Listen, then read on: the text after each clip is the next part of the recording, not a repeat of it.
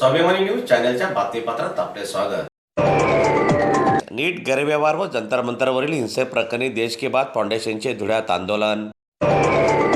नीट परीक्षेतील कथित गैरव्यवहार आणि दिल्ली जंतर मंतर येथे आंदोलनादरम्यान झालेल्या हिंसाचाराच्या निषेधार्थ देश की बात फाउंडेशनच्या वतीने आंदोलन करण्यात आले। यावेळी केंद्र सरकारच्या शिक्षण मंत्र्यांनी नीट प्रकरणाची नैतिक जबाबदारी स्वीकारून राजीनामा द्यावा, तसेच जंतर मंतरवरील हिंसाचाराची जबाबदारी स्वीकारून केंद्रीय गृहमंत्र्यांनीही आपला पदाचा राजीनामा द्यावा अशी मागणी करण्यात आली। आंदोलनादरम्यान कार्यकर्त्यांनी घोषणाबाजी करत निषेध व्यक्त केला। नीट परीक्षेतील कथित अनियमिततेमुळे लाखो विद्यार्थ्यांच्या भवितव्याशी खेळ झाला असून या प्रकरणाची निष्पक्ष चौकशी करून दोषींवर कठोर कारवाई करावी अशी मागणी यावेळी करण्यात आली। दरम्यान यावेळी देश की बात फाउंडेशनच्या पदाधिकाऱ्यांनी संबंधित मागण्यांचे निवेदन जिल्हा प्रशासनाला सादर केले।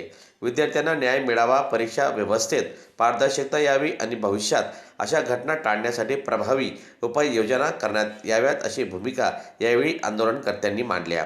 दरम्यान यावेळी प्रशासनाला निवेदनही सादर करण्यात आले। मी ॲडव्होकेट संदीप पाटील, देश की बात फाउंडेशनचा जिल्हा समन्वयक आणि माझे सहकारी मंथन, ईश्वर पाटील, मनीषदादा, पंकजदादा, आज आम्ही माननीय जिल्हाधिकारीद्वारा देशाचे पंतप्रधान नरेंद्र मोदी साहेब यांना निवेदन देत आहोत की जे काही दिल्लीत सोनम वांगचुक आणि जे काही युवकांनी जे काही आंदोलन सुरू केलं आहे, ज्या आंदोलनामध्ये त्यांच्या काही वेगळ्या मागण्या नाहीत, जे काही नीटमध्ये गैरव्यवहार झालेला आहे त्या गैरव्यवहार प्रकरणी एज्युकेशन मिनिस्टर यांना दोषी ठरवून त्यांना राजीनामा देण्यासाठी मागणी करत आहेत।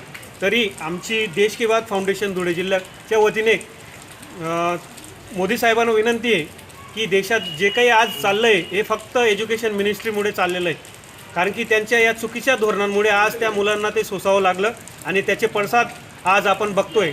त्यामुळे आमची देश की बात फाउंडेशन विनंती आहे की भारतीय संसदेमध्ये 700च्या नियरबाय खासदार आहेत। एखाद्या खासदाराने मंत्रिपदाचा राजीनामा दिला तर काही फरक पडणार नाही, म्हणून विनंती आहे की आपण त्वरित त्यांचा राजीनामा घ्यावा आणि 20 तारखेला जो काही पोलिसांचा अमानुष लाठीचार्ज झाला युवकांवर त्याचा निषेध करतो आणि देशाचे गृहमंत्री अमित शहा यांनी पण राजीनामा द्यावा, कारण की जर या देशात युवकांचंच म्हणणं ऐकलं जात नसेल तर देश प्रगतीपथावर कसा चाललेल हाच आमचा प्रश्न आहे।